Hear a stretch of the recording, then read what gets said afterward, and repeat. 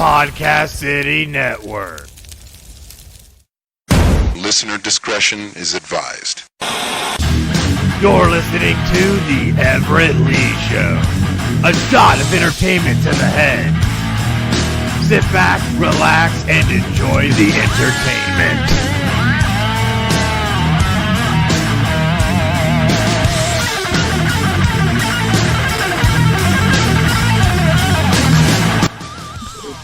What's happening, ladies and gentlemen? Welcome to the Everett Lee Show podcast. I am Everett Lee. Quick shout out to everyone who follows me on Twitter. You can follow me at the Everett_Lee. Facebook.com/Everett Lee. Click that thumbs up. And, of course, Podcast City Network, the official host of the Everett Lee Show.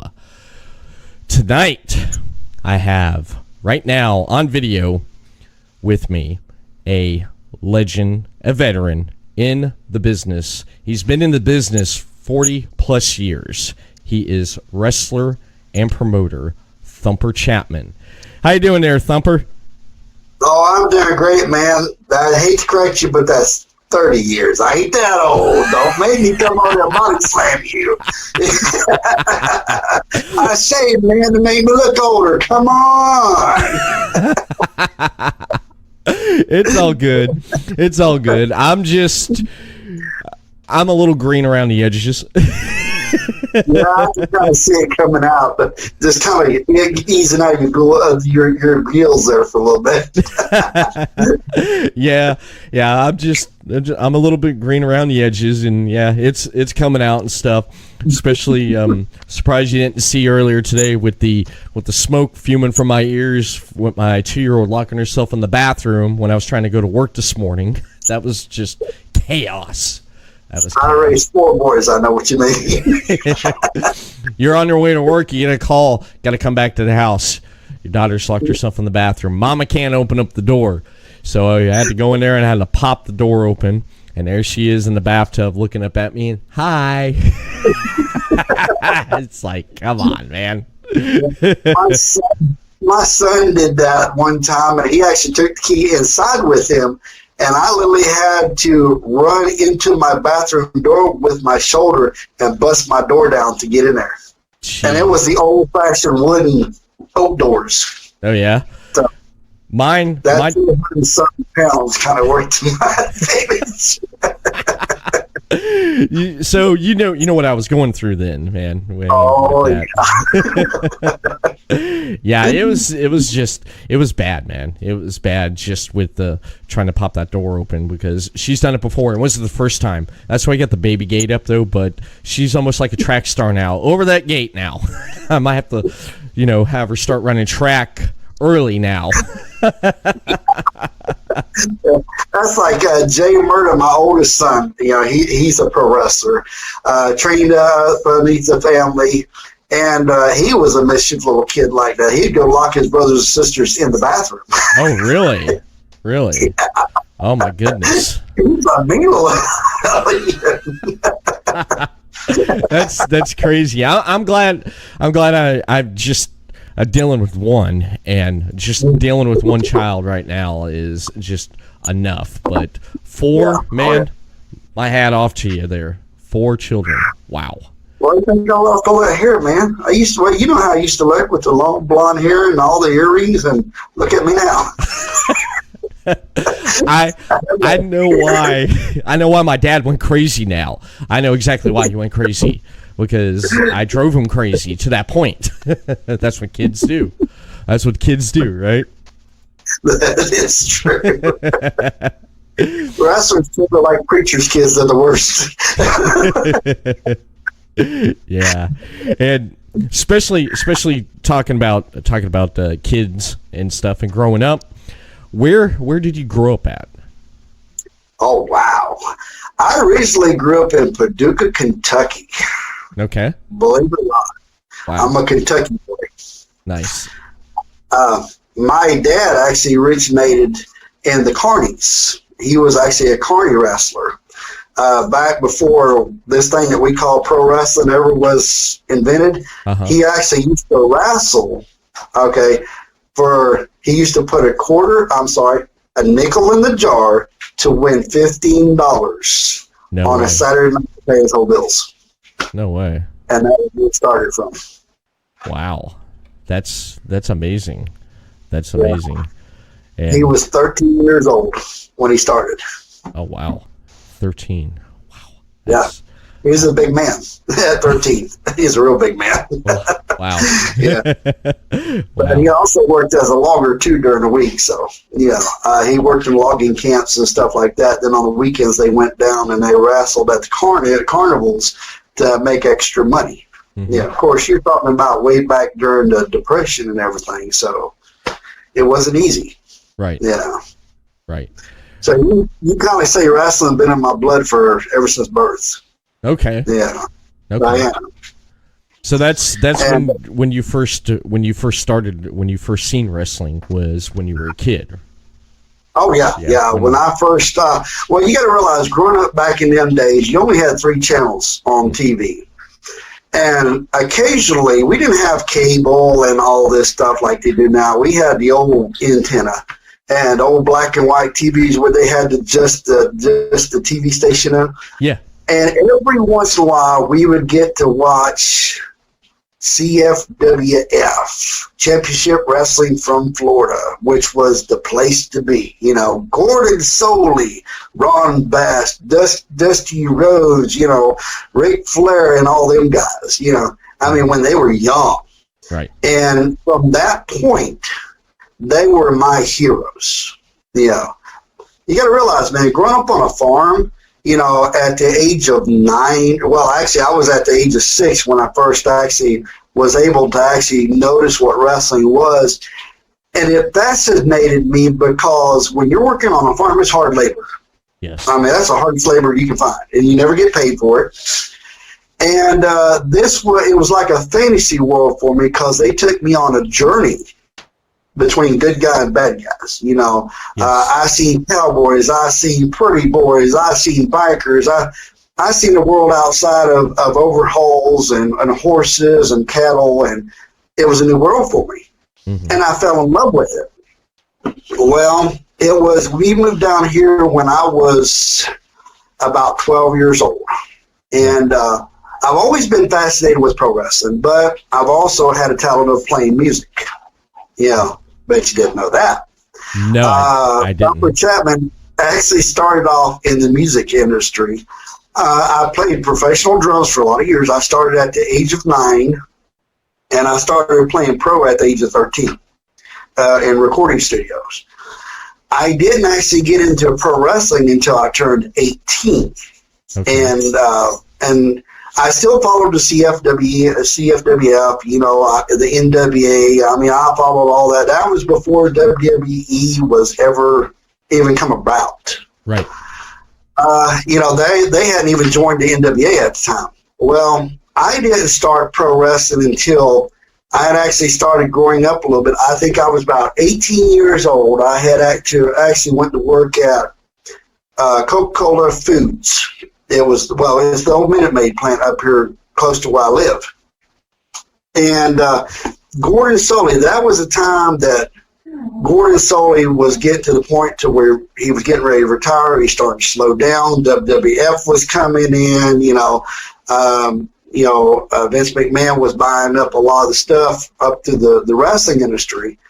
And Ron Bass had worked for, believe it or not, Coca-Cola Foods as a sales rep.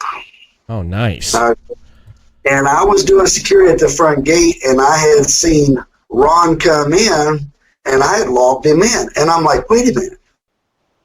I looked at it, I said, Ron Bass, I knew that guy. And I'm like, oh my God, that was my hero growing up. Yeah. And so he come out after his meeting, and we got to talking about pro wrestling, how I've always wanted to be a pro wrestler. Well, you got to realize they didn't have schools back in them days. Right. Yeah. Right. It ain't like nowadays where you go pay $2,000 to somebody trains you, Mm-hmm. Back then, you had to actually find a worker and actually follow them for 6 months carrying their luggage. And then if they thought that you were determined enough and they really liked you, they would get in the ring and start training you. Okay? Now, here's where it gets interesting, because I hear people talk about backyard. But But actually, when they actually worked out their matches, it was actually in the backyard, in a ring, for the shows. That's where they practiced at. That's where they trained at. There was no such thing as big gyms and all these big fancy places where you go to all the time. And no, they didn't have that.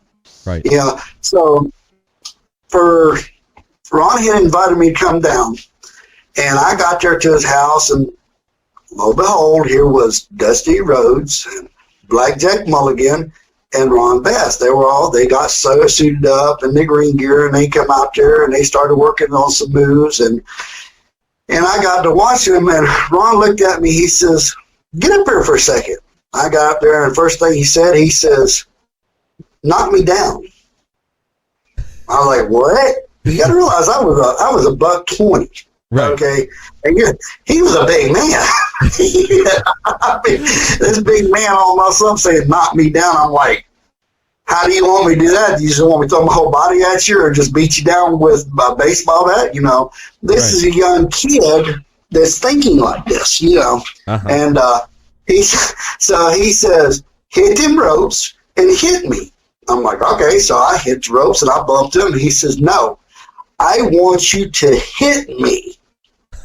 Okay, so I hit the ropes and I hit him. I did that for about 2 months and never moved him. Okay, but I kept getting up every day, up in that area. Every time I get a free shot, I get up there and see if I can hit him. Didn't move him. So one day, and the whole time that we were doing this, I was going to different shows with him. And I'd grab his bag and I'd carry it in for him, and I'd sit down amongst the guys and I'd listen to their stories. Okay. And they would talk about the places they've done, the matches that they've been in, the crazy things they've seen out on the industry. And I didn't realize I was actually learning the whole time I was sitting there. Right. Yeah. I had seen some of the greatest legends that you would ever want to see. And I ain't talking about the John Cena's. I'm talking about before them. Right. Right. And it was amazing because the whole time I was sitting, you got to realize it's a young kid that grew up with nothing. We had nothing on the farm. We didn't have money. We, on the farm, we never did without food because we always had animals. But when we come to Florida, we almost starved because we didn't have the constant flow of food like we did up there. So we struggled a lot. So I had to actually quit school at the age of 16 to actually, I was in 8th grade. I had to quit school and actually go to work if I was going to eat. So education wasn't really a big factor in our family, not like it is now. Right. Yeah. And I'm very stern on my kids getting their education. Yes. I said, use your head for something more than just get beat on. Right. Yeah. Right. And so this was a big honor for me being able to travel around with these guys and see the things, I was happy with what I was doing. This, because I was seeing behind the scenes things that nobody ever saw. Everybody else saw out in the ring, but I was seeing everything in the locker room, everything that went on. I was a young 18-year-old kid. Right, right. Well, one day, Ron said, "Get up, hit me again." Well, he kept telling me things like, you need to put more weight on, you need to start working out. The whole time he was working out with me on weights, and he was working with me out on different stuff, building me up. One day I hit the ropes, and I'll never forget, Blackjack looked at me and said, "Let me show you how to hit them ropes." And all of a sudden he come back, he hit them ropes. He said, "Hey, Ron." And he threw the signal for a clothesline. He threw that signal up, and he hit Ron with a clothesline. I see him bump. He says, "Hit that man like that." So here I am. I'm about $130, maybe $135. So I hit them ropes, and I hit him. All of a sudden, I see Ron bump. Ron says, "Okay, now I'm going to start training you." Wow. I was like, saying, yeah. And, shut up, dogs. My dog started barking. I'm sorry. They're loud mouths. But, when I hit him, mm-hmm. he wanted to see the determination I had for this business, because pro wrestling is not an easy business. It's one of the most cruelest businesses you can ever get into. Right. Okay. There's no mercy in pro wrestling. Okay. It's one of the biggest cutthroat businesses there is. So whenever I hit him, And I knocked him down. That showed him I was determined enough, because I wouldn't give up, to keep trying. Right. That's when my training started at that point. That's where I started learning my face bumps, back bumps, my rolls, and stuff like that. Well, about that time, Ron Bass and them had got a call to go to WWF. That's where Vince had signed him up. Right. Okay. One of the catch in Ron's contract that Vince put in there is he could not train outside the WWE, the WWF. Okay. He had this young kid in the middle of training. Nobody trained me. So what did I do? Well, a few years went by, and I had ran into Donnie Youre. It was Youre family. Okay. And the Yorks knew them all. He knew Ron, and he knew all them guys. So Donnie, because Donnie's got a brother by the name of Ronnie, too. Okay. Donnie, which is younger than me, he says, why don't you come over here and me and my family will start training you? And let me tell you something. I didn't realize that Donnie York's dad had actually wrestled for WWF too. He was coming out of WWF while the others were coming in. Uh-huh. So it was great because when they took me in, they started training me. And they actually took me the rest of the way. Now, the whole time I was training, I was still talking to Ron on the phone.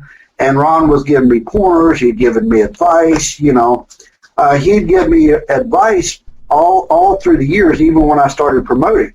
Right. Donnie and his family actually had trained me, and so did Al Hartman, trained me for being a promoter, in pro wrestling. And during them years, it was territories, okay? Yeah. Now, I'm sure you heard about the territories. Yeah, I heard about the territories. I heard about with like Mid-South, Mid-Atlantic, WCW. It's almost like, have you ever seen the Gangs of New York? Yeah, the Gangs of New York with Leonardo DiCaprio and pretty much that's the way it was. You did not be a new kid and come in and run to people's territory. They would come to your house and try to drag you out, beat you down. They would burn your ring down. They physically tried to hurt you because you're running in their areas.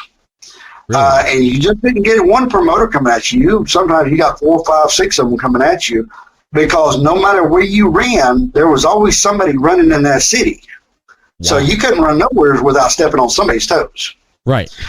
So, back in them days, the only place I could find, of course, you got to realize at that time, I had worked as a wrestler, going to different shows, building myself up to about 2001. Okay, and that's where I ran into my lovely wife, Miss Tanya. And me and her had both come. I'd lost a marriage because of pro wrestling. My first marriage. Your first she decided wanted to run off with a building contractor, and she didn't want to be married to a pro wrestler no more. I guess it wasn't an easy life for her, Right. And pro wrestling isn't an easy life. Right. So, I guess she didn't like me being gone all the time. So, so when I had actually took a break from the pro wrestling circuit, and I had actually went, honestly, I didn't have a home because I lost my house and everything. My wife took it all. She took even literally the clothes on my back. She took everything. Damn, she took everything that you had. Your first wife did. She took everything. A friend of mine that owned a electrical company at the time had loaned me $450 to go buy clothes on my back because she took both bank accounts. She had took all the vehicles. She had took everything. Whenever I had actually pulled up to my house, I had actually had a restraining order telling me I couldn't come on the property because it was in the divorce paperwork. I couldn't even take my car. I couldn't take nothing. I had actually walked down to the street, which was at a farm store, borrowed a quarter from a guy because my debit card was locked. I couldn't draw no money out or nothing. Damn. I had to borrow a quarter to call my dad all the way from out in Polk City, Florida, to come over to Lakeland and get me. Because at that time, we was living out over at Christina Park, which was a really high society area. back in them days, $600,000 was a lot for a house. And this was 3-bedroom, in-ground pool. We had a game room. We had 4 bedrooms. I mean, it was a nice house. Right. So my dad had to come get me, and the only thing he had was I had bought him a property over in Lakeland, because I've always wanted to take care of my family, because we was raised very family orientated. Mm-hmm. Yeah, family first, always. So we had got my dad a piece of property out there, and he had a 1-bedroom camper trailer on it. Now this is how quick you can lose everything so quick. Okay. Okay. I went from a 4-bedroom house to sharing a 1-bedroom camper trailer with my brother. Wow, that is crazy, but it can happen. It can happen. Oh, yeah.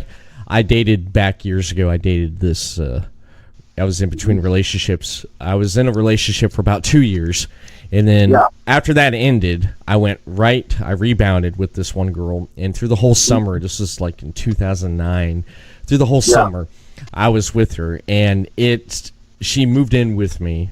Big mistake there. She moved in with me for about a week, and then one night the shit hit the fan, and she left, and I got in an argument with her, so I left, and I went to my dad's to cool off. I come back, she cleared out everything I had, and I had to go to her house, and I had to get everything. She cleared out. This is how bad it was. She cleared out everything down to the toothbrush and razor I used, which I got back, and I threw it away because I didn't know what the heck she did. She got stuck up her ass. It was bad. Yeah, the story that happened to Hulk Hogan, that does happen. Only this is his wife left his clothes in one house. I didn't get nothing. Right. She took everything. And to bring it all, so now I'm sitting at a 1-bedroom camper trailer with my brother. 2 people are in a 1-bedroom 1954 camper trailer. Okay. It is not very big at all. Wow. My brother actually had to find a bed for me to sleep on because he didn't even have an extra bed. Jeez. Yeah, that's how bad it was. That's how bad. No bed, no car to go nowhere. I had to walk everywhere I went. No money to do nothing. My friend had just loaned me $450 to go buy new clothes because I didn't have nothing. All I had was just clothes on my back. That was it. Wow. Nothing. She pretty much cleared her out, didn't she? I mean, everything. She cleared me out. Well, so I'm sitting here. We go to divorce. Okay, it's court day. Okay, my buddy had to give me my lawyer. Right. He loaned me his lawyer. The only thing I got out of it was my 2 dogs that I raised from a puppy, an old TV that didn't work, a VCR that was broke, and a suit that didn't fit me no more. Wow. That's all you got out of that after going to the divorce court and everything? Now it was an $800 shark skin suit, but it didn't fit me no more. So it wasn't good to me. So pretty much I still had nothing. Nothing. So I had actually went and I had bought me a 1984 Ford Ranger that somebody had took spray cans and painted this truck with it. Wow. To have me where to go. Now this is how there's an old saying, how fast the mighty can fall. The mighty can fall fast. Okay, it's who you know in this business that can help you build back up. Right. And don't step on people. This is a very key factor in pro wrestling. Do not ever step on nobody, because once you go up and you're coming back down, you got to see them same people. Right. Okay, that's a big factor. So, so here I am, a lot of the guys had helped me build myself back up, and I'm talking to Ron, Ron's encouraged me and the other guys, you thought, you can do this, you can build yourself back up, this ain't the first time, we've all been through this, this is nothing new. And so I told my dad, I said, I got to get away from my brother because he was driving me up the wall, I love my brother, but 2 grown men in a 1 camper trailer, it just ain't cutting. So at that time, I had a friend that owned a mobile home park, a 72-unit mobile home park. He said, you know what? You need a break. You need to get away from it. Now, my ex-wife was still aggravating me during this time. Right. she would still come back trying to take money, whatever money I made. She's still trying to come up. Baby, I want you back. Baby, I need your help. Baby, this, baby, that. And like a dummy, I kept falling right back into it again. So these guys were like, my buddy said, look, you need to get away from her where she can't find you. Right. I got the ideal spot. I'm like, oh my God. He said, take about 6 months off. He said, I have a mobile home park. His name's Nathan Digraph. And he owns his family owns the Travelodge. I can't even think of it now. There are 21 Palm Resorts. You'll see them in Orlando. It's a really well-off family. And he says, go out there, work as my head maintenance for a little bit, clear your head where she can't find you, because I could hide amongst that, because that would be the last place she'd ever think I would be. Right. So I went out there, and I was working one day and just trying to sort in my head life in general.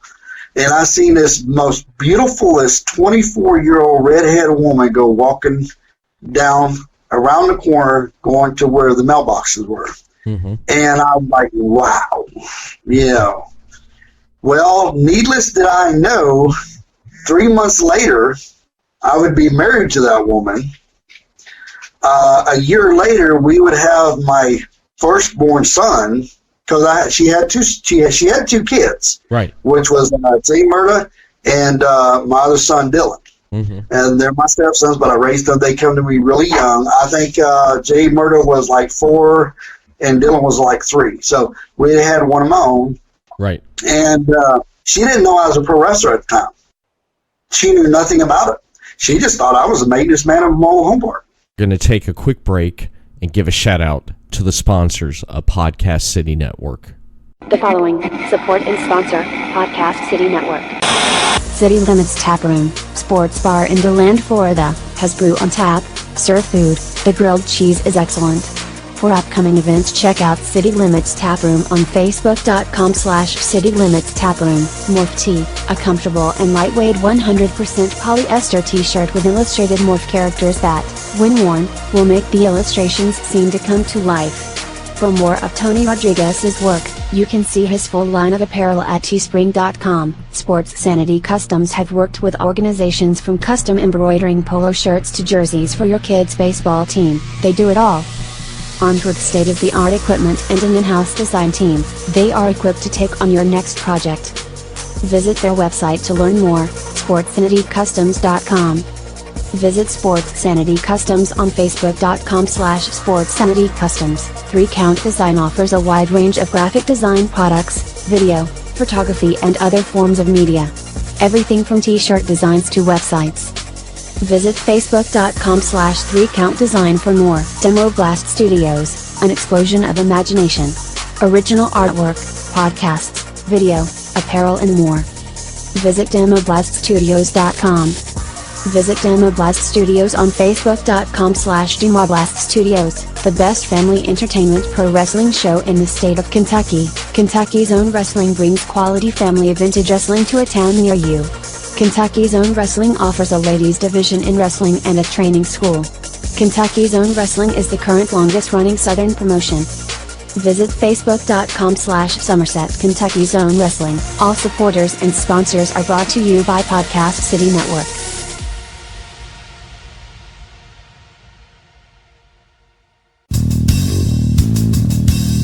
You're listening to The Everett Lee Show.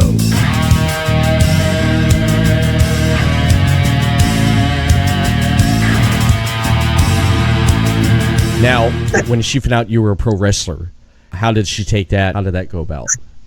Well,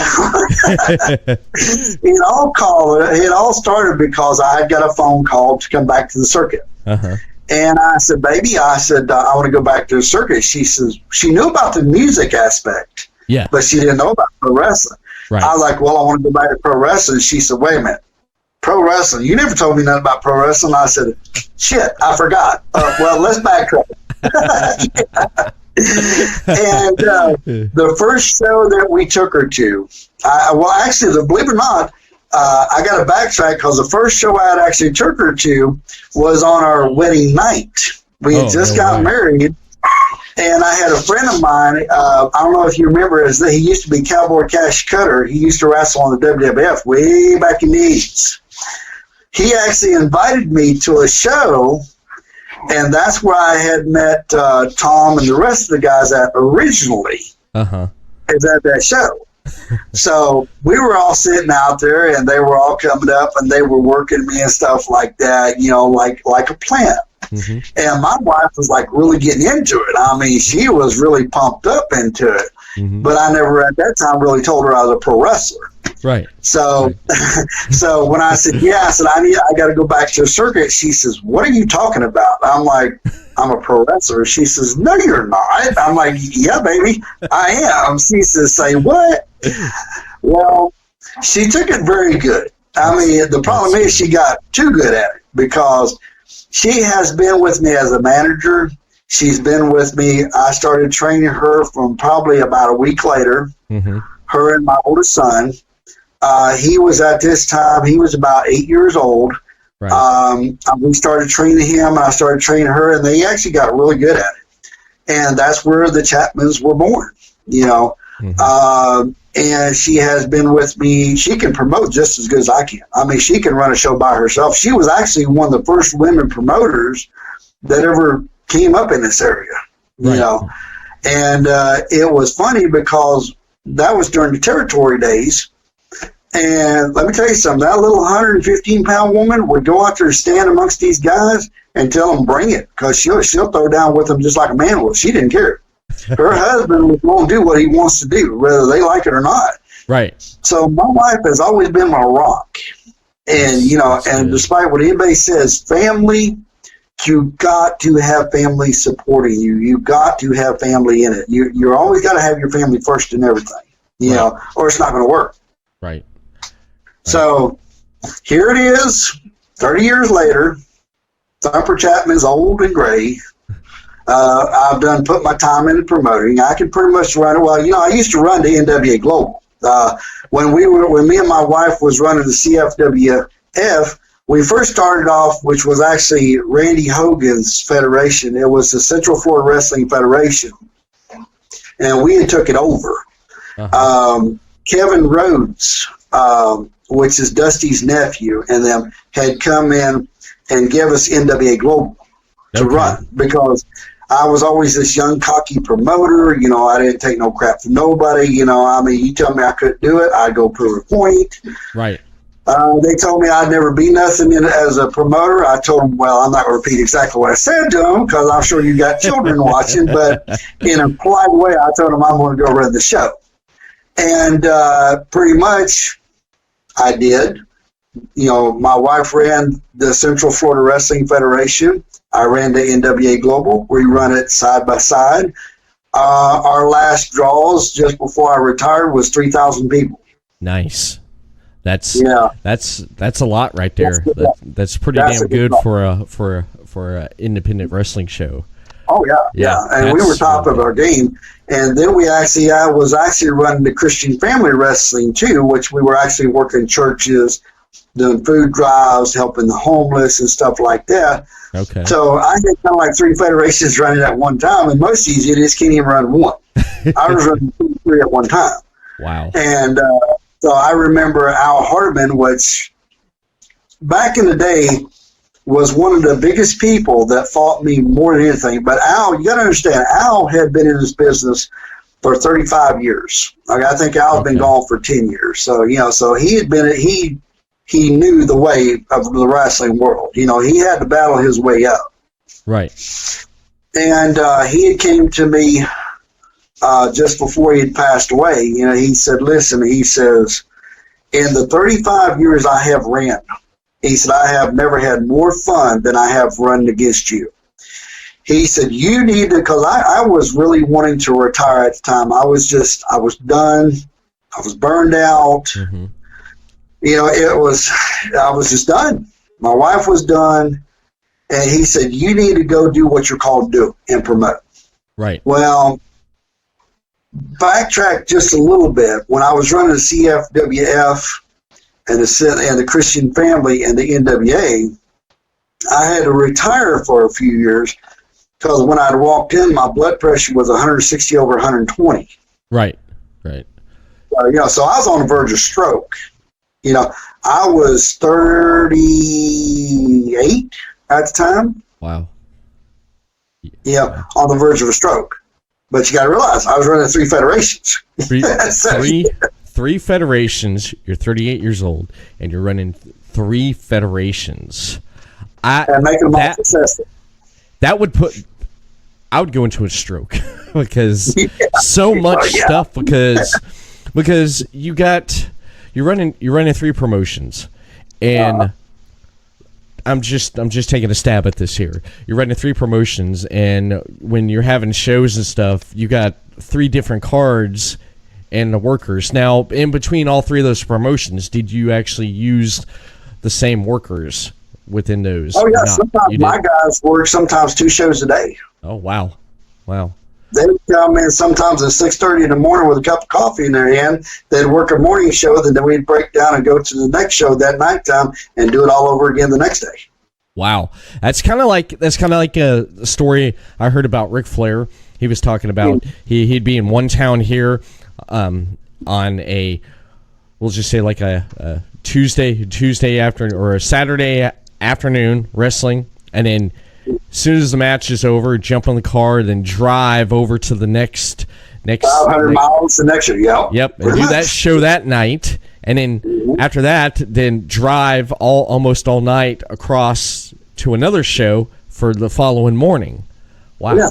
That's what was funny is we had our own ring at the time. Mm-hmm. Okay. Gordon Soley's family. At this time, Gordon Soley had done shut down. He had retired. He was really old. Right. His family had actually donated his ring that he used on his shows on TV to us. Okay. So we was actually using his ring for the Christian shows and using our ring for the NWA shows and the Central Florida shows. So we always stayed 1 ring ahead of everybody. So the guys were going over setting up 1 ring, and then we was running over to that ring. Then by the time we were done with that ring, they were back breaking down the other ring, bringing it to the next show. So we was jumping. We was always jumping ahead. Wow. And I was keeping track of security, concessions. I was keeping track of the cars, the booking, the promoting. I was keeping track of the advertising. I was keeping track of everything. Right. And. Yeah. And you mentioned your wife. Was she there helping you too? Oh yeah, yeah. A lot of times, if I was stuck at one show, she'd be at the other show running that show for me. Wow, that's amazing. That is amazing. Now one thing I know I've heard, and I actually got to see it at one point in my life. A card can change on the fly within a minute. And when that would happen, you were quick to jump in on what to do. You always had a backup. To me, just talking to you about having a ring ahead of time, setting up, you always had a plan and stuff. And that's that's so the way you can make it is the key to being a promoter in this business. You got to be able to think quick on your feet. Mm-hmm. You always have an answer, whether it comes out that you're asked or not. You got to have an answer, right or wrong. There's got to be an answer. Right. And you better make sure you look like you know what you're doing, because if you don't, then the whole locker room is going to get out of order because they're going to stress out. Right. Yeah. So even though if I didn't know what I was going to do, I still made up what I was going to do and pray to God it was the right decision. Yeah. Unfortunately, it was always the right decision. Yeah. Right. And if my wife didn't know, she would call me up. She'd say, honey, what I do about this? And I'd quick give her a rundown, and she'd go take care of it. But you got to understand something about my wife. Okay. My wife is a very strong woman. Mm-hmm. She is a 115-pound woman that could walk into a locker room of all these pro wrestlers, and if she didn't like how you did something in the ring, she had no problem chewing you out, and you listen to her, or she will put you flat on your back. She was mean. She was my wife. She had to be mean. And the promoters, and this is a key that a lot of people don't understand about owners and promoters. They've always got to be the toughest one in the locker room. Mm-hmm. They always have to be the one with the most experience. Mm-hmm. Because there is nothing. There is no such thing as an owner or a promoter not knowing. He has to know what to do, no matter what. He has to know. Yeah. You can't walk up to a worker and say, I got a problem, what do I do? No, you can't do that because they're doing what you tell them to do. You don't ask them what you should do. The chain of command don't work like that. Right. Because you're on top. You're the person. You're person running the show, and you have the workers working for you. And if somebody makes a wrong move, you chew them out. If they don't do a spot like you tell them to, you chew them out. You got to know every move they're doing. You got to know everything. You got to know everything by the book. You have to know every move out there. You have to know every little aspect about pro wrestling to be able. Because pro wrestling is, I like to think of it as like mathematics, or a diagram. You have to know, if you're going to go build a house, you have to know everything about a blueprint to be able to build a house. Right. Pro wrestling is the same thing. You have to know every aspect and every level of pro wrestling, whether it's just a ring valet, it's a security guy, advanced staff, or the guy in the main event. You have to know every aspect of pro wrestling. Because if this guy messes up on a hip toss, you got to know exactly how these guys work. You got to know when they mess up and when they don't mess up. You got to know how they do a hip toss. You got to know the difference between the Mexican style. You got to know the difference between American style. So that way, if they're doing a Mexican style and you want an American style, you got to know when to go chew their butts out. Right. And you got to know how. Because pro wrestlers are like ADHD kids. You have to keep a firm grip on them. If not, they get out of line. You have to keep a strong grip on them. Now, have you ever had? Of course, you probably have this before in your career, being a promoter and being a wrestler, coming across people you'd use a lot because they were good workers, and coming across people you'd never use again that are terrible workers. You've had that happen plenty of times. A lot of times. Generally what we do is we watch their video before they come in, and then we have to watch them in the ring to see how they go. We watch them how they cut promos. It's just like a job interview. Yeah. And there has been some guys that psyched out. One of my veterans come in one time and said, Thump, I'll vouch. Kool-Aid, he vouched for a guy. He says, I vouch for this guy. Now, when a veteran comes in and vouches for a guy, I'm going to take his word for it. Because he's one of my veterans. He's one of my top dogs. I'm going to take his word for it. And this guy walked in, he said, oh, yeah, I wrestled for this federation. I wrestled for that federation. I wrestled, he didn't realize that I know all these federations. And that's key to being a good promoter. Every federation around you. Yes. Every federation that could possibly be a threat. Everything that they're doing because that's how you survive. Right. So, and a lot of their guys were actually in my locker room because we did interchange guys a lot. So they're listening to this guy talk. And I told this idiot, I said, show me lockup. And I picked out the most easiest worker, which at that time was D.V. Branton. And I said, D.V., I said, lock up with him. You got to even know how to lock up. And I'm like, show me a headlock. He doesn't know how to do a headlock. I told Kool-Aid, I said, now, what you do is you're working this guy in a match. He said, I am. I said, yeah, you're going to go out there and beat his ass. That's what you're going to do. I said, you're going to school him in the proper way we do pro wrestling. And that's how we discipline guys in pro wrestling. We take them in the ring and we school them. And that's where they seriously start getting hurt. And it's intentional. It's very intentional. Yes. There's no storylines. Pretty much they just walk in there and one guy starts beating the crap out of the other one. Mm-hmm. It's all legal. Because you walked in, you lied to me, you lied to get on the card, so you disrespected this business that I'm in, you disrespected everybody that's ever trained me, everybody that's ever come in before me, and you disrespected everybody in that locker room. And respect, to make it in pro wrestling, respect is a big key factor. Right. People have to respect you. Mm-hmm. Now, it's a little different when you get to be a promoter. Mm-hmm. Promoter, you pick and choose who you want. Right. I don't have to pick people if I don't want to. I got 20,000 workers in the state of Florida I can choose from. Right. And You know, if I say I'm going to put on a show, I have 5,000 of them beating down my door, so I can pretty much pick and choose who I want. Right. Because so it doesn't matter if I like me or not. Right. You develop that reputation of a promoter. You ever come across a promoter that call you up and say, "Hey, I need your help on this," or you ever had anything like that, and then you come across promoters that are just bad? People have called me, and I'll help anybody. Right. But if you're so dumb in this business, I'm not going to help you. You know, you can bring a horse to water, but you can't make him drink. Right. No matter how much you try to teach somebody, if they don't have the brains to get it, they're never going to get it. Yeah. So pretty much what you do is you basically throw them to the wolves and let them sink or swim. Sink or swim. Okay. Or if they push you off, you just go take them down by running against them. Right. Yeah. Right. And you play the most dirtiest game. Like Ric Flair, when he said he's the dirtiest player of the game, pro wrestling is the dirtiest game there is. You know, right. Like when Triple H used to say, "It's time to play the game." Mm-hmm. He's talking about the wrestling game. Yeah. The real wrestling game.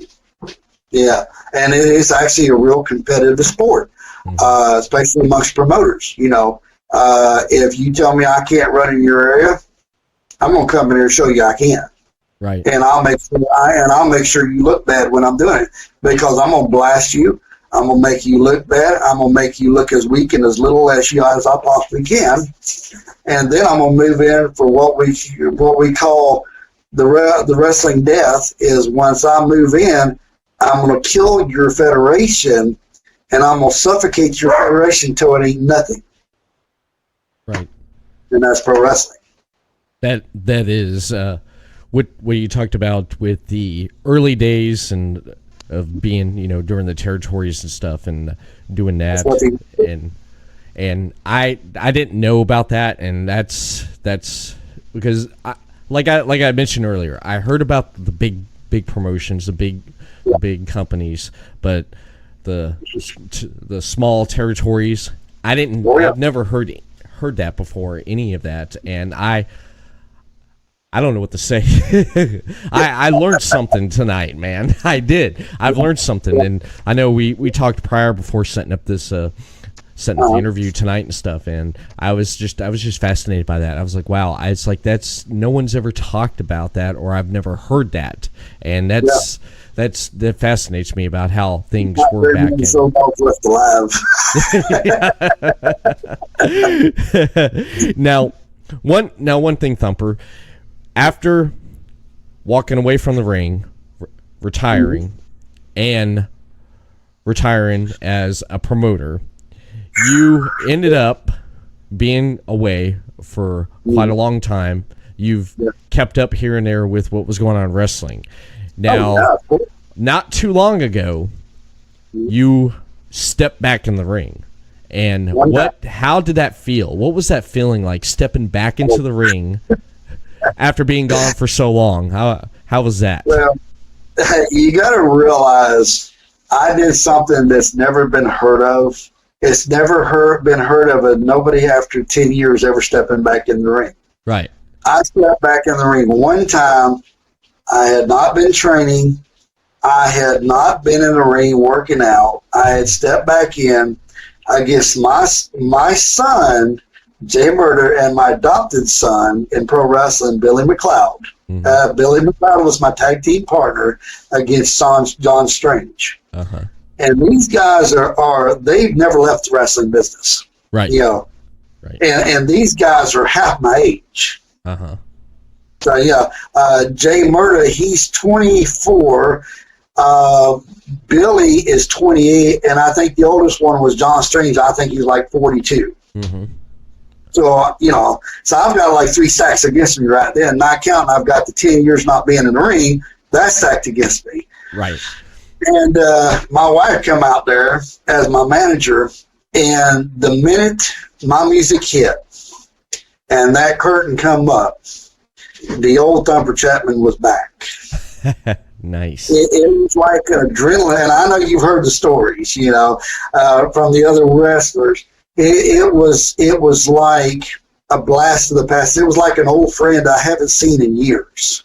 Right. You know, and when I walked out there, and I'm sitting here in the back thinking, oh my God, am I going to mess up walking down the entranceway? You know, am I going to trip? You know, am I going to look stupid? Am I going to get where I'm supposed to be? Am I going to trip over the camera? You know, I mean, you would be surprised some of the crazy stuff that goes through your head. Right. Even though I've done this for many, many years, you know, it still goes through your head. It's like a rookie going right back out again. Mm-hmm. And the minute I stepped in that ring, you know, it amazed me because I'll never forget, I looked over the entranceway and I seen all these rookies and veterans watching the match. Mm-hmm. The crowd was like intense into the match. And that even made it worse because, you know, and I think Tom's probably talked to you about, he was watching the match too. Yeah. And we had a promoter all the way from up here where I'm at, drive all the way down there to where we was at because we was in Houston to see Thumper Chapman, the most craziest man after 10 years, going to step back in the ring that's never been heard of. He had to go check it out. Yeah. So I didn't have really a lot on me that night. Right. And so I'm sitting here, and the whole time we're working, and I don't care what anybody says, you do forget a lot in 10 years. Right. You know, if you don't use it, you lose it. Because at that point, I couldn't tell you the difference between a Mexican hip toss and American hip toss. I couldn't tell you the difference between right or left. I just said, whatever, you're getting whatever I throw at you. So, yeah. But the match went great. You know, the guys were really into it. That we accomplished what we wanted to because we took the fans on a journey. It was father and son stepping in the ring for the first time outside of actually training that me and actually we stepped in against each other, mm-hmm. not as my partner, but against each other. Wow. And we rocked the house. We rocked the house that night. And yes, I did get the itch back, but I know with my neck injury and my back injury, I can never do it again. I told my wife, and my wife thought I was crazy whenever I told her I wanted to go back in the ring. And when the doctor told me one wrong bump, I could be paralyzed. Right. You know, and you got to realize I've had doctors tell me, said if you take a wrong hit, you're going to be in a chair. If you take a wrong bump, you're going to be in a chair. One wrong turn, you're going to be in a chair. I told my wife, I said, out of all the years that we've been married, because me and her has been married for 20 years now. Wow. Yeah, my second wife. And I told her, I said, every doctor can tell me everything, but until I physically step in that ring to see what I can and cannot do, I won't accept it. Okay. So after 10 years, crazy me stepped back in that ring and worked a 15-minute match, had the time of my life, and loved every minute of it. And I was just glad that the fans had a blast. I'm glad the workers had a blast because that's what we're there for. We're there to entertain. Right. We're there to take them on a roller coaster ride, to take them out of reality into the fantasy world, to live with their heroes, to fight with their heroes, you know, against the bad guys. And I was glad that we took them on that journey. You know, that was the greatest last match I can ever say I've had, you know, and there's nothing about that match that I ever regret. You know, that was the best match I've ever seen. And the guys that I worked was great. I mean, they were some of the best. That's awesome. Oh, yeah, yeah. But, you know, I can honestly say, but you got to understand, pro wrestling is a brotherhood, mm-hmm. Okay? You just don't walk up and say, oh, I'm going to be one of the brothers. No. You have to earn your way up to the ranks to be a brother. Now, we do get mad at each other, and we do hurt each other, and we do beat the crap out of each other, but we still protect each other, you know, at all costs. Right. And that's been around since the beginning of time. Yeah. But, you know, I hope I haven't bored your fans too much out there. No. You haven't, man. You haven't. Yeah. You haven't. I've loved every minute tonight talking with you and hearing you talk about the territory days, talking about you coming up in the business and it's just it fascinates me, and I know my fans and listeners will enjoy that, because it's not every day I get to talk to a veteran in the business as yourself and talk about. A lot of them don't like to talk no more. No, but I enjoy it, and I know my fans and listeners that tune in will enjoy listening to it, because it's something I hardly talk about, because I talk about current stuff going on currently in wrestling. And do you keep up? Like it used to be. Right. We had that talk before, because when I talked to you, when I reached out to you to ask you to come on, and we were talking there, and you were talking a little bit about what's going on today with it, because you do keep up with it with what's going on and stuff. Now, with what's going on with the current wrestling now, like AEW, that's starting up. That's made some noise there. AEW, All Elite Wrestling.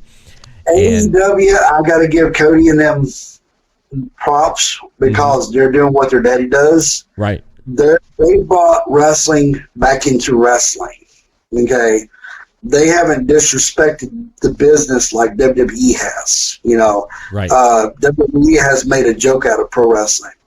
AEW has brought pro wrestling back. Yeah. Right. And it seems like because I watched the Double or Nothing pay-per-view. I watched it. It seems like with independent wrestling, there's not too much restraints on what a worker can do, unlike with WWE, because WWE lets you go so far, they pull you back with what you can do. The independent guys, they go out there and they let it all out. And I do it really depends on the promoter. Really. Yeah. It depends on if the promoter knows the business or not. Yeah. How far he'll let it go. Right. Yeah. Right. Like NXT. I enjoy watching NXT. I love watching when they do the takeover specials, because they have usually 5 matches, and from start to finish, those matches are almost 5-star matches, because they go out there and they blow the roof off of the place, man. They do, and I enjoy who they have on there. They have a lot now of the talent that's in NXT was from the independent scene. Scene. Yeah. Well, you got to understand something. The guys at WWE, despite what anybody says, we're all on the indie circuit. WWE is still on the indie circuit. They just have more money than everybody else. But that's it. That's all it is. Right. The key is everybody that's at WWE has already made it. So they get lazy. The guys in NXT are trying to get where WWE is. Yeah. So they're going to go balls to the walls to get up there. So I'm saying? Like AEW. They've already been there.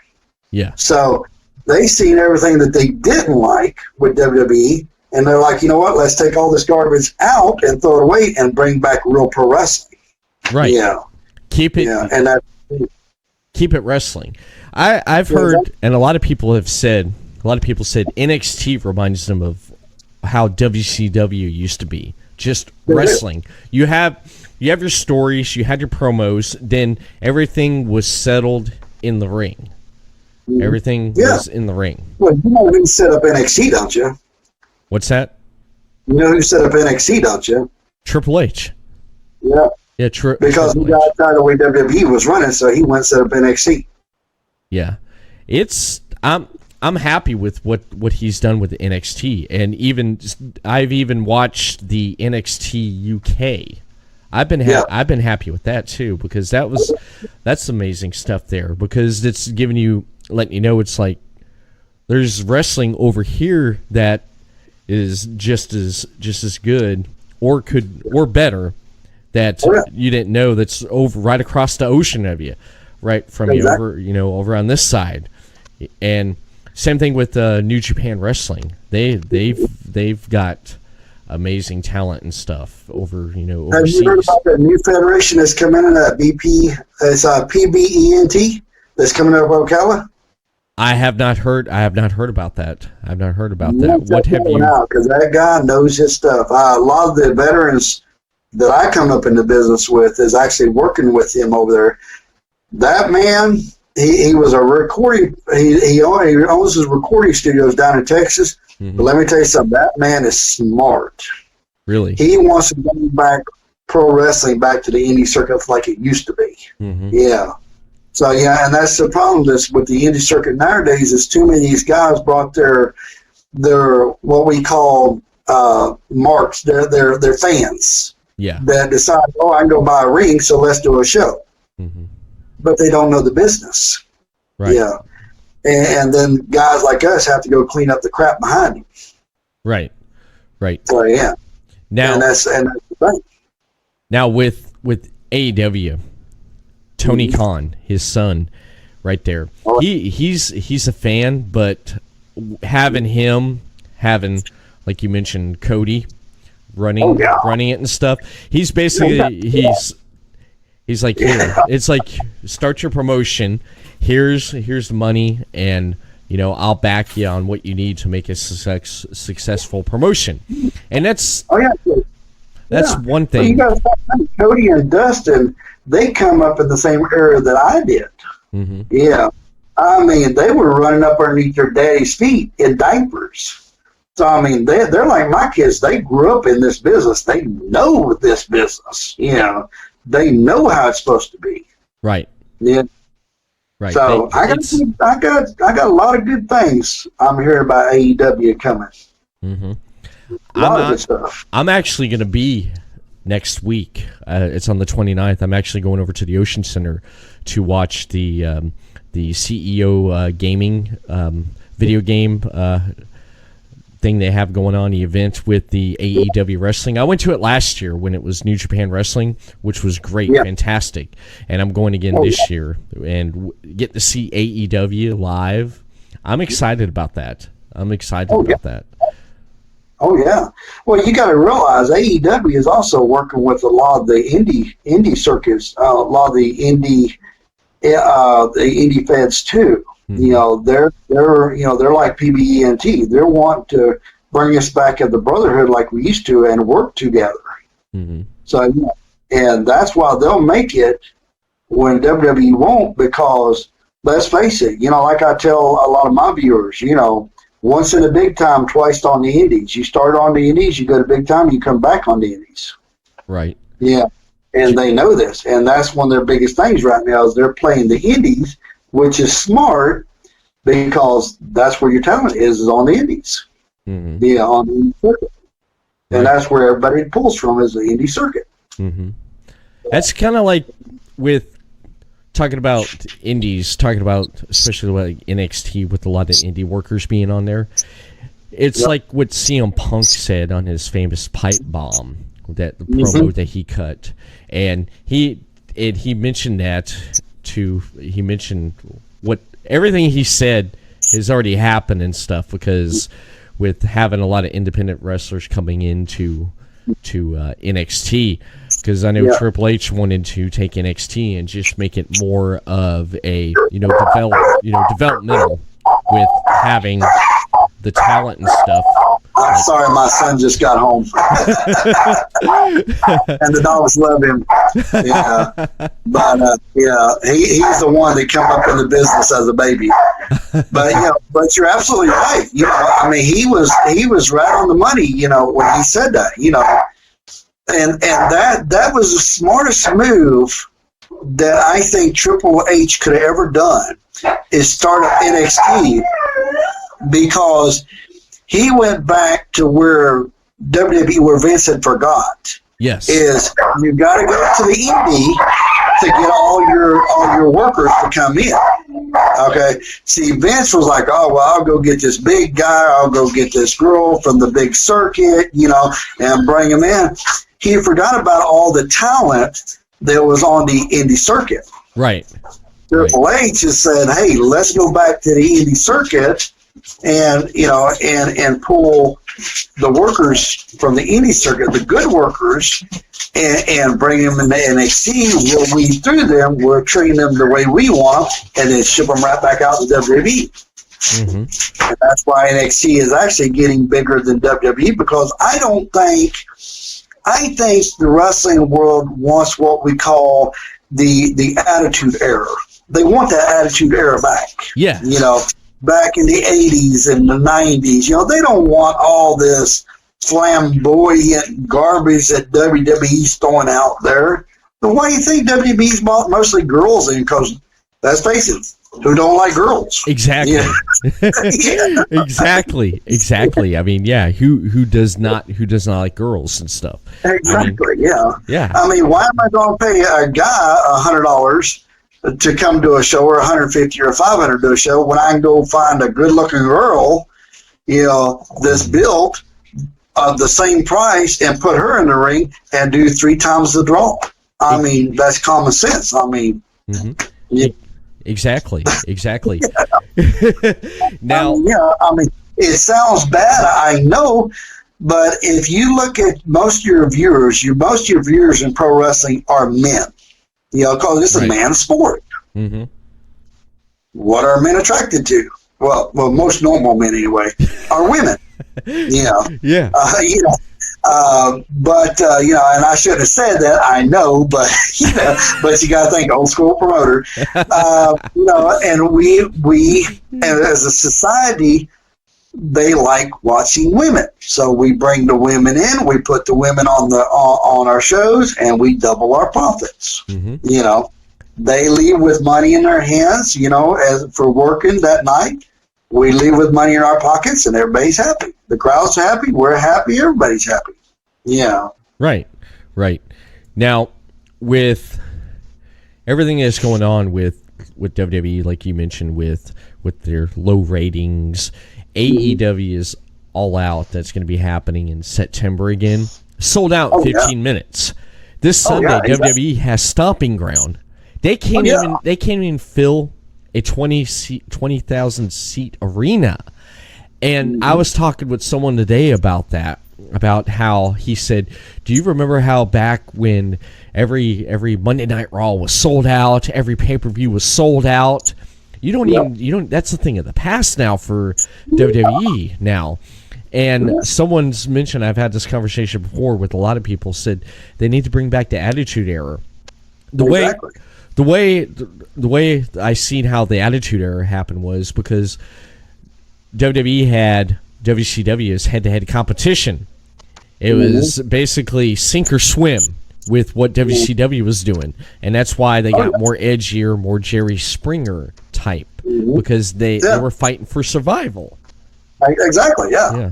You know, that's like, you know, whenever I stepped in the ring, you know, I never sit there worried about, I barely concentrated on the fans. I was worried about, was I going to make it to the match without getting my neck broke, you know, because when they hit you, they hit you. You know, when they throw you backwards, they throw you backwards. Nobody, pipes hurt. I'm sorry, pipes and walls hurt. And everybody likes that. Everybody has always liked that. They've always liked that muscular guy that could stand toe to toe with somebody and fight. Right. You know, they don't like a bunch of guys dancing around, looking stupid. You know, we see that enough on the street every day. Yeah. You know, take us to a fantasy world. You know, to where to where, you know, men versus men or women versus women, the strongest survive. You know, the straight out, kind of like the old days back when the straight out brawl in the ring. You know, when we did the cowbell matches or the Texas rope matches or the lumberjack matches or the barbed wire matches. You know, let's face it. You know, who don't like to see somebody get beat down with barbed wire? You know, or. You know what I'm saying? You know, because you're thinking, oh my God, how does this man do this? I mean, he's still coming back after getting beat with barbed wire. I mean, see that pretty scar on my forehead? I didn't get that from picking flowers. You know, I mean, I didn't get the beautiful looks, but you know, just because I went down to get a what do you call that? Makeover. You know, the scars are real. You know. Right. And that's where I train my kids. You know, when you take it, you go all out. And that's what they do, And that's why I have students that travel all over the world. I still call them my students. I guess I shouldn't because they're veterans now, but they travel all over the United States now working because they put it all out there and they leave it out there. When it's time to go home, they leave it right there in the ring. And they get paid very good at it. Right. But it's just, you got to know your product that you're selling, honestly. And that's where I think AEW has got it, because they know the product. They know what people want to see. WWE has gotten more on the money and to catering to not really catering to their fans, but to catering to society. They forgot what their fans wanted to see and wanted to go along with what society wanted to see. Right. You got to give what your fans want. And your fans will always tell you what you want, what they want to see. If you see two guys beating each other with a baseball bat, they're all cheering, then 9 times out of 10 they want to see two people with a baseball bat. Right. Right. Yeah. Right. Not somebody dancing around in a pink tutu. Exactly. Exactly. So, now, don't keep it real. That's all it is. I always have. you're a straight shooter, and that's what I like about you. You're a straight shooter. You tell it like it is. People are going to like you or hate you. They probably hate me more than they like me, but that's how I brought up in this business. Straight to the point. Right. Know your game, know your role, and know your place. And if not, I will tell you real quick where your place is. It's the back of the line. Now, talking about students. You mentioned students, and you mentioned training. Now, anyone that is starting out in pro wrestling, anybody that's starting out, what advice would you give someone if someone came to you and said, I'm starting out in pro wrestling, and what advice would you give someone? Run.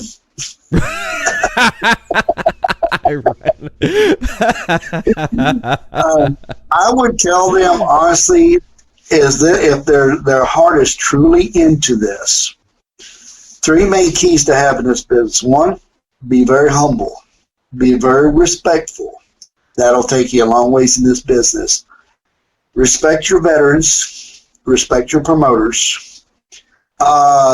Pick and choose that you work for. Make sure you work for the better companies. Make sure you don't fly to one company and stick with it. Keep your options open and always look for respect in the locker room. If you don't see respect in the locker room, you don't want to be there. If everybody knows the promoter, 9 times out of 10, it's a good promoter. Never stop training. There's no such thing as you've been trained enough. You've got to constantly keep training. The more training, the better. If you want to make it anywhere in this business, you've got to stand out. Matter of fact, I just told one guy actually a couple days ago. He calls me, and I have workers call me for advice sometimes. And I told him, I said, you want to stand out. You want people to see you. You want to come out of the shadows and be noticed. And that's how you climb up in this business. The more promoters that notice you, the more that you're going to get around. And when he did that, he's gotten bookings in Georgia, Alabama, Tennessee, New York. I mean, and that's the key. It's not, back when I was coming up, you would travel 300 miles for $50. Right. Nowadays, it's $400 for 50 miles. So, I mean, the times changed a lot. And a lot of times they'll ask me, what should I charge these people? And I'll tell them what to charge them, Right. I'll tell them, pretty much how they should charge them, what they should get in a package deal. I give them a lot of insights to the business that a lot of promoters won't give them. Mm-hmm. But I want to see these guys advance. I want them to go to places where I've been, right. and see some of the excitements that I have seen. Not everybody wants to stay in a Fed where only pulling 20, 30 people. I want to get them to the 3 to 4 to 10,000 people. because the bigger the crowds, the more excitement it is, you know. Right. But you got to understand, crowds are like a drug. Okay. Once you get into pro wrestling, and it's not, once you retire, it's not the pro wrestling that's hard to get over. It's hearing the fans chant your name or cheer for you, or it's like a drug. You know, you miss being the center of attention. Right. You know, you don't even miss the catering in the back, or, you know, you do miss the autograph signings or stuff like that. You miss that, you know, because like with me, when I'm at home, I'm dead. Right. My kids ain't running behind me getting my autograph. My wife ain't running behind me. But, you know, I'll go out in public and I have little kids like, oh, Thump, can I have your autograph? Or, you know, Thump, can you take a picture with me? Last show, it took me almost an hour to get around because I think I took like 55 pictures with fans and probably signed 100 different autographs. Wow. And I told my wife, I said, I missed this. You know, of course, you know, it was overwhelming, but I missed it. You know. Right. And, you know, matter of fact, I'm actually been talking to one of our mutual friends about when I come out of surgery going in and managing him. Yes. Yeah. And so that's going to be a new era that I'm going to still promote and try to manage him too. And, you know, me and him's known each other for years. He's watched my kids grow up and I've watched his kids grow up. Right. So I have managed in the past, but not as much.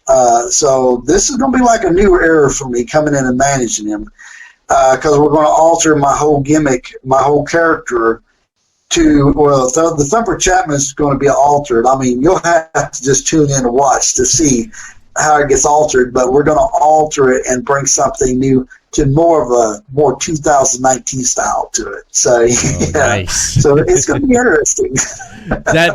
that does sound interesting there. Right? That does right there. Just reinventing yourself, and that's always fun. That not always fun for a worker that gets to a certain point, and then they reinvent themselves, and it's like a fresh new life. One of my favorite wrestlers from WCW was Sting. Sting. Sting, I loved because I remember as a kid, I'd sit there and watch WCW with my dad and my brother, and I remember the bleach blonde, flat top, you know, wild face paint Sting. And you know who his cousin was, don't you? Who? The Ultimate Warrior. Oh, are they cousins? I knew back in the day they were, when they were starting out, they were a tag team called the Blade Runners. Yeah. And, but he's actually a fantastic guy. He's really, I mean, if you ever watch his video, Sting, the movie Sting that he did, really tells you the story about pro wrestling. From all eras, you know, you got to go find it. I mean, it's phenomenal. You know, it will tell you a lot of in depth about it that a lot of people need to know about. Yeah. Right. He was always one of my favorites in WCW, because with him reinventing himself with doing the black and white crow gimmick and doing that, and then that brought a whole new level to who Sting was, and having that feud with Hollywood Hulk Hogan and the NWO was just so great. And him not speaking for a whole year, just with that baseball bat. My thongs. He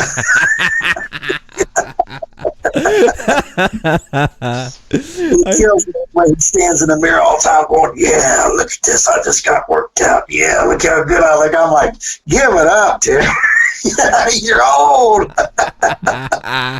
Oh, damn. He's going to kill me when he does that. I was lucky. I was telling you before we went live tonight, I was lucky that I got to go up to New York for SummerSlam of 2015, and I was telling you about the crowd response with John Cena and stuff. The following night, we got this package deal. Me and my wife did.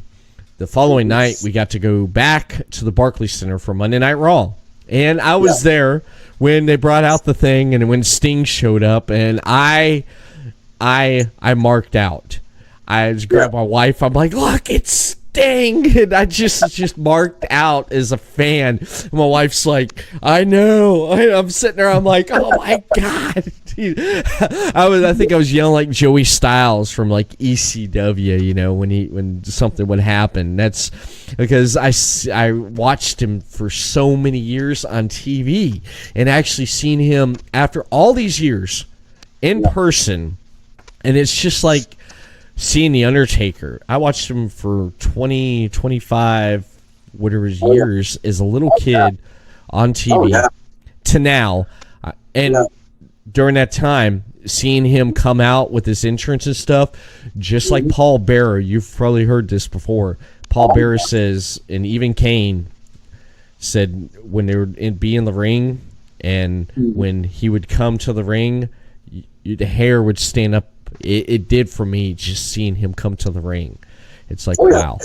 It's just. But it's funny because whenever I take my students to go meet the guys, I tell them, I say, you mark out, I'm going to knock you upside the head. I will slap you, don't mark out to them. They're like, what? But I said, you shake hands, you can say, hi, how you doing? It's nice to meet you. Don't be a fan. You respect it. Don't you be a fan.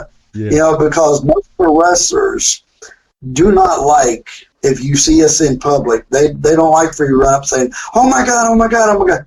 They like to be greeted as a regular person. Yes. It's okay to ask for an autograph, but they're normal people. You know, we have families, we have kids, we have dogs that bark, you know, we have cars, we are normal people outside the ring.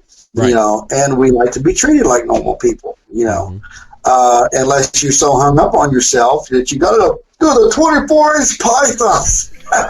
You know, all the time. But,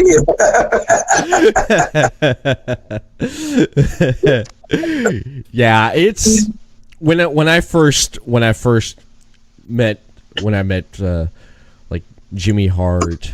And when he was here in Daytona, when I first met him, it's like everything that, you know, it's just I kept in because I did not want to come off like that. You got to meet him, take his picture, and I got to, you know, talk with him every once in a while when I'd go down and watch wrestling there at his place when he used to have it here in Daytona. And it's just I brought one of my friends one night. We went out there to watch, I think it was like SmackDown. And he came out, and he got to meet Jimmy and everything. And then we went to the pisser, and we're sitting there in the pisser, and he looks over to me. He goes, man, I met Jimmy fucking Hart. And he's like, I'm trying everything not to be like, oh, my God, it's Jimmy Hart. And I said, yeah, dude, hold that in. Don't do that because they don't like that. I said, don't do it. And he's like, I am, man. He's like, I grew up watching this cat on TV. It's just, he was so excited about it. And he was like, I can't believe it. He's like, I met Jimmy Hart. It's funny because Mark Boss, he used to ref for WWF and ECW back in the day. Yeah, he'll go on some of the cards, and so Frankie Reyes too. Matter of fact, I just did a show with Frankie Reyes and Mark Boss, and these guys are like, "Oh my God, oh my God!" I'm like, "Are y'all really going to mark out to these guys? Come on, dude!" I'm looking at Frankie, and I'm looking at Mark. I says, "Man, these jabronis or something else." Yeah. And it's funny because we were all sitting ratting or running, and we were changing in our outfits. You know, we just bull crapping back and forth like we always do. Right. And these kids are running by, shaking our hands, saying, "Oh, thank you for paving the way. Thank you, thank you, thank you." And I'm like, you know, I'm just trying to get my pants on and tie my boots up. I don't really care, but okay, nice to meet you too. But you gotta love them, though. that is great. I told you that I talk to JJ McGuire, Hurricane JJ McGuire. He collaborated with Jimmy Hart with a lot of the Federation years with a lot of the theme music and for WWF. And I was talking with him, and one of my favorite stories. I bring this up every once in a while. I say, one of my favorite stories about that you told me was he was backstage with workers, and they were about to do a show, and the crowd's coming in, get ready, the bell times, get ready to start, and JJ said he looked out there, and he was looking at the crowd, and he said, Hogan said to him, he said, McGuire, he said, what's it look like out there? And he looked, and he said, yep, he said, the arena's filling up with marks. And he said, Randy Savage was right there. And Savage was getting ready, getting his boots laced up. And he looked up and he said, McGuire. He said, we're all marks. I love that story. That's my favorite story there when he told me. Because it's just, and even AJ Styles mentioned it. It's like even, he said he's even a mark for. Oh, yeah. In fact, we're all marks for somebody. My marks was Ron Bass, Dutch Rhodes, Blackjack Mulligan. God rest their soul, they're all gone now.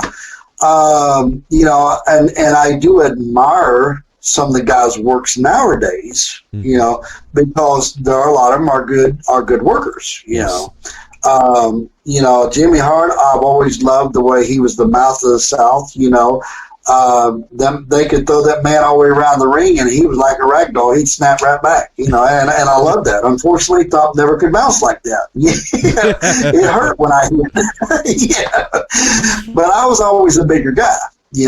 And mental note, guys, if you see a worker taking a bathroom break, don't run up the urinal and want to shake their hand. That we don't like that.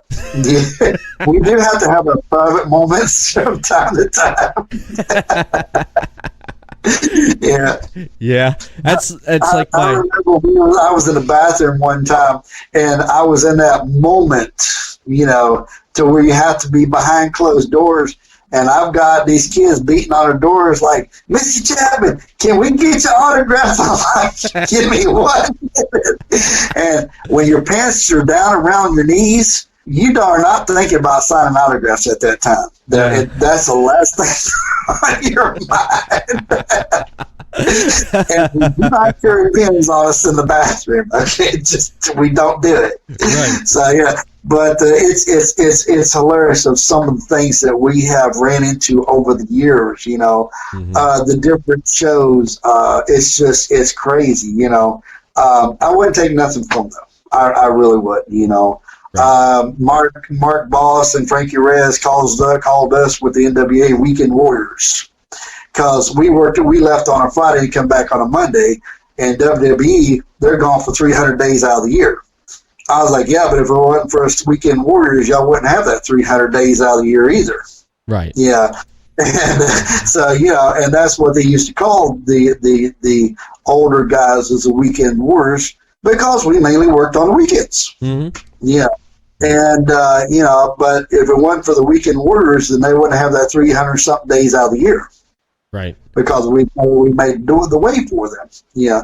And, but we still, I sit down and cut up with the guys a lot, we tell stories back and forth, and we have a lot of good times, more of the new guys, a lot of them get on our nerves anymore because pro wrestling has lost so much. It's lost a lot of the respect. It's lost a lot of the creativity. Everybody's trying to copy what the WWE does instead of using that God's gift that God gave you, that creative imagination. You don't see that. You don't see that much anymore. Right. And that's really sad. Right. Whenever I quit watching WWE, I think back in 99, I think it was, or 90, maybe 96, somewhere around I quit watching them. Right. Because about the time I started promoting, I quit watching because I didn't want to copy none of their ideas. Mm-hmm. I wanted to have my own ideas. Everything, I always want to be all natural, straight come from our creativity board. I didn't want to be copies. Right. I wanted our character to be all original. So, right. And we did it. Yeah. Right. Yeah, that's like, that's true. I mean, why would you want to copy that? you were watching Monday Night Raw, and then you see Steve Austin beat Vince McMahon up in a hospital bed and hits him upside the head with a bedpan. I mean, you don't want to do that, and of course, where are you going to rent a Zamboni at? Exactly, yeah. Yeah. Who's got $10 million laying around just to go rent one in place? Yeah.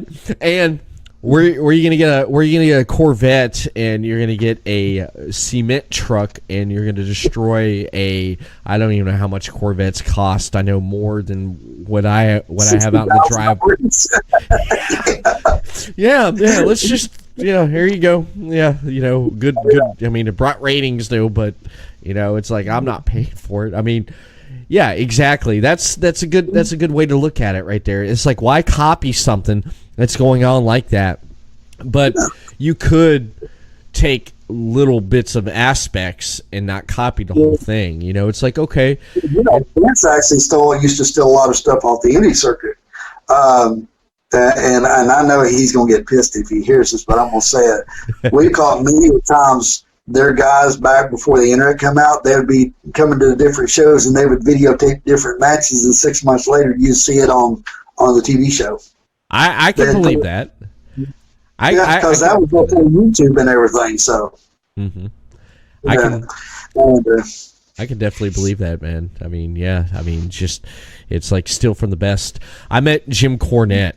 My dad and my brother was a big fan of Cornette. I met him last year at a wrestling event in Orlando, and when I got to meet him, I was wearing the Jimmy Hart that Tiki Bar Hall of Fame Bar and Grill shirt. And when I first walked up, that's the first thing he noticed, and we just started off, broke the ice, good conversation and stuff. And the best advice he gave me was, he said, stealing. It's like, you're stealing this from me. You stole that from me. He's like, no, I'm borrowing it for research. He said, how am I stealing it from you? Because I take this from here, take that from there, and take from here. It's research because I'm learning. The best. Yeah. Maybe that's why WWE storyline sucks so bad, because now we have this thing called YouTube, and it's already copyrighted, so he can't really steal it no more because everybody's already saw it. So that's something now. There you go. That's a good way to look at it. That's definitely a good way to look at it right there. Yeah. It definitely is. It's on YouTube, so it's already copyrighted. Exactly. Exactly. He's going to be cussing me out tomorrow, that damn thump. Hey, what can I say? I'm an ass. I know it. At least I'm honest. You're honest. You're honest. You're definitely honest. I do want to thank you for coming on tonight here and just chatting with me. I have had a blast. I have too, man. Just talk with you. Good conversation. Love to get you back on again another time and talk some more and talk about wrestling. And I learned quite a bit tonight, and I want to thank you for opening my mind up to a lot of things that well, you taught me a lot too, because I didn't know you could put 2 cameras on you on a podcast. I didn't know that. I always thought you had to use a phone. It's amazing what you can do with a PC. What you can do in the years it took to build to get to a point in my life to actually get to this far, and I'm proud and happy about it. And I always just tell the camera people, I don't know what you said, just do whatever you do. Just do whatever you do. Just do fine.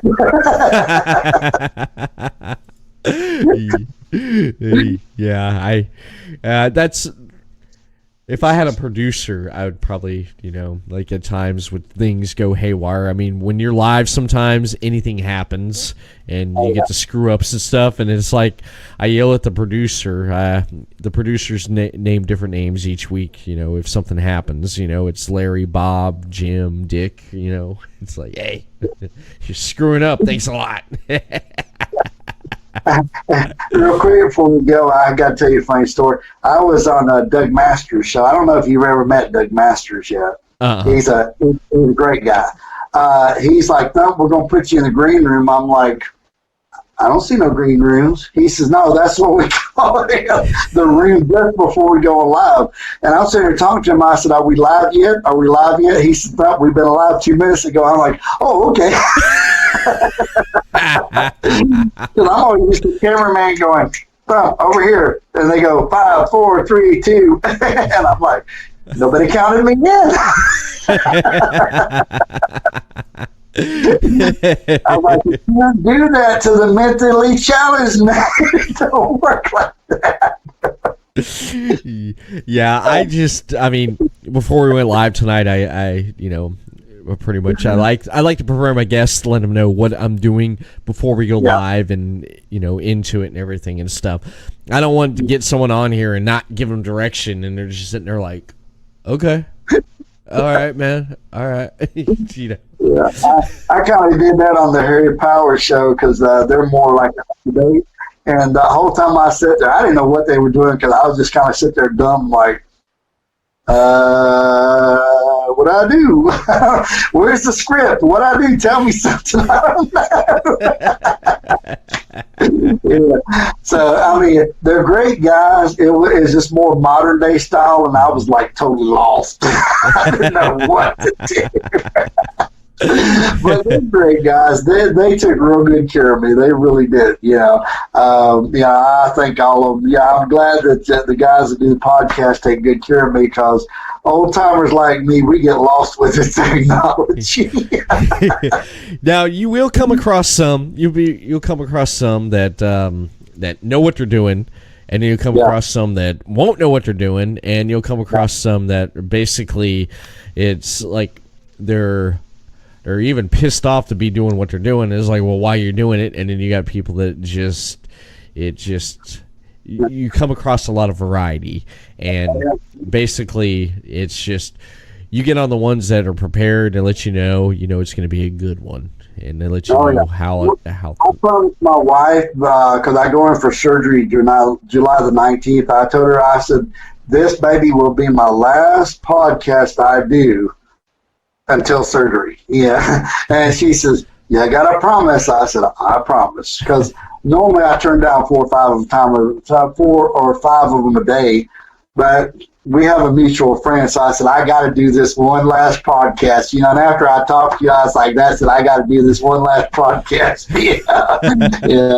Because I enjoyed talking to you that day. And, and I told my wife, I said, because she will make me retire officially from everything for 6 weeks until I recuperate.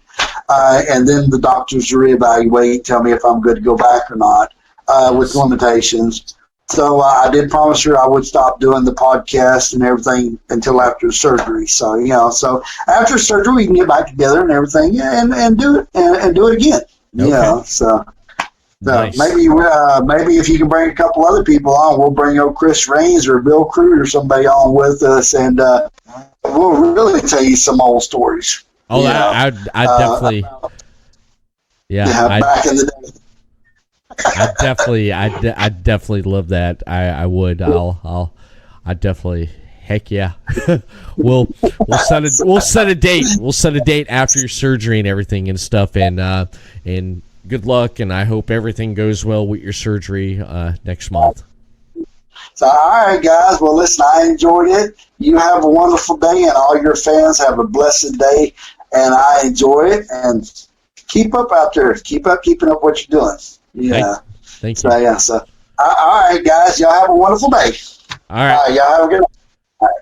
All right, I'll see you, Thumper. Bye-bye. All right. Bye. And, ladies and gentlemen, that was Thumper Chapman. I enjoyed having him on tonight, and great conversation. Great conversation, man. Definitely great conversation. And that's pretty much it tonight for the Everett Lee Show and for this podcast. But before I do go, I do want to mention more of where you can find the Everett Lee Show at. Gentlemen, let's broaden our minds. For more of the Everett Lee Show on social media, follow and like the Everett Lee Show on Facebook, the Everett Lee Show, Twitter, at the Everett_Lee, Instagram, Everett Lee Show. Audio versions of this podcast and previously released podcast can be found on everettleeshow.podbean.com. Stitcher Radio, The Everett Lee Show, give a rating and comment. Apple Podcast, The Everett Lee Show, give a rating and comment. YouTube, The Everett Lee Show, subscribe to the channel. The Everett Lee Show, your shot of entertainment to the head. Next week, I will have another promoter on the podcast, which will be Demi Blevins of Battle on the Border Pro Wrestling. I will have him on the next podcast. So next week, be sure to tune in to that podcast as well. And that is it. Everett Lee signing off. Have a good night, everyone, and a good week. And we'll see you again next week for another episode of The Everett Lee Show.